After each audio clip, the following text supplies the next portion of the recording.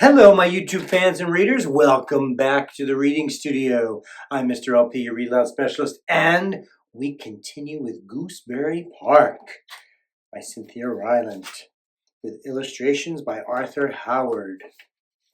So, we've got our table of contents, but we're on the second page of the table of contents in chapter 13, where the story introduces a new character. So let's get reading. Chapter 13 is The Weasel. It was several days after the ice storm before Professor Albert took Kona to Gooseberry Park again. First they had to wait for warmer air to blow in and for the ice to melt. Then they had to wait for park crews to remove the devastation of fallen trees. The sound of chainsaws filled the air, leaving everyone in Professor Albert's house with a heavy heart, particularly Kona. He thought of Stumpy's cozy nest destroyed, all her treasures scattered and gone, and he wondered if he really would ever see her again. Finally, Professor Albert resumed his walks to the park, and Kona was mightily relieved, for he had hopes of hearing news there of Stumpy. With the warmer weather, many animals would be out. Someone was bound to know something. When he arrived at Gooseberry Park, Kona could not help his hopes sinking a little. Nearly every tree had suffered some injury, and many had not survived at all. Large piles of sawed trunks and branches lay everywhere.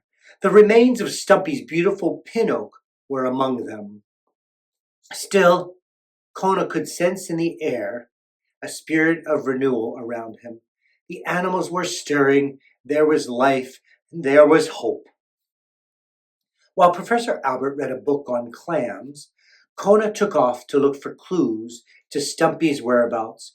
He stopped to chat with a chipmunk who had just awakened from hibernation and was still a little groggy. "Are you acquainted with a squirrel named Stumpy?" Kona asked. The chipmunk yawned. "Whose cabbage was it?" he said. Kona sighed and moved on. Then Kona met a mallard duck, who said that no, he didn't know what had become of Stumpy, but that the weasels on the west side were bound to know something. All weasels live for gossip and sensational events.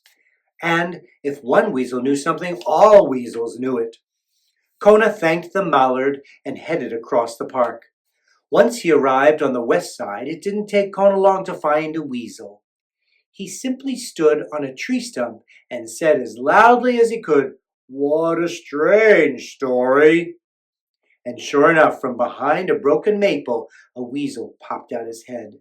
The weasel ran over to Kona, sniffing the air. "What's strange?" the weasel asked. What? "It's about that squirrel who lost her babies over on the east side." "Yeah, I heard about that squirrel," answered the weasel. "So what?" "Well," Kona replied confidentially, "I hear that a dog on Miller Street. Do you know Miller Street?" "Yeah, I know it. Go on," said the weasel.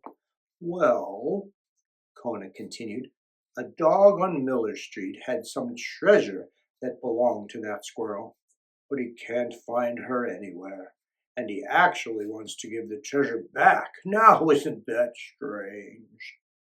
"The dog lives on Miller Street, you say?" asked the weasel. "Right," said Kona, thinking as fast as he could. "And I hear he's planning to put a sign on his house tomorrow night, so the squirrel can find him." "What kind of sign?" asked the weasel. Like welcome squirrel or something?" "No, I hear that it's going to be a sign only the squirrel will know. A secret sign," Kona answered. "Imagine leading straight to a treasure." "You sure it's on Miller Street?"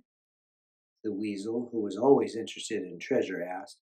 "Oh, yes," said Kona. "Tomorrow night. A sign for the squirrel on Miller Street. I'm positive." "So, do you know what the sign is?" asked the weasel, his sharp little nose twitching. "No," said Kona. "Afraid not." "Then what good are you?" the weasel sneered, and he ran off to find another weasel who might know about a sign for a squirrel on Miller Street. With a sigh of relief, Kona watched the weasel run away. Then the dog turned and hurried back to Professor Albert and home, for he had a very important task ahead of him now. Before tomorrow night, he had to think of a sign. That's the end of chapter 13. Chapter 14 is coming up, and we're getting to the last part of the book. I'm Mr. LP, and I'll read to you soon.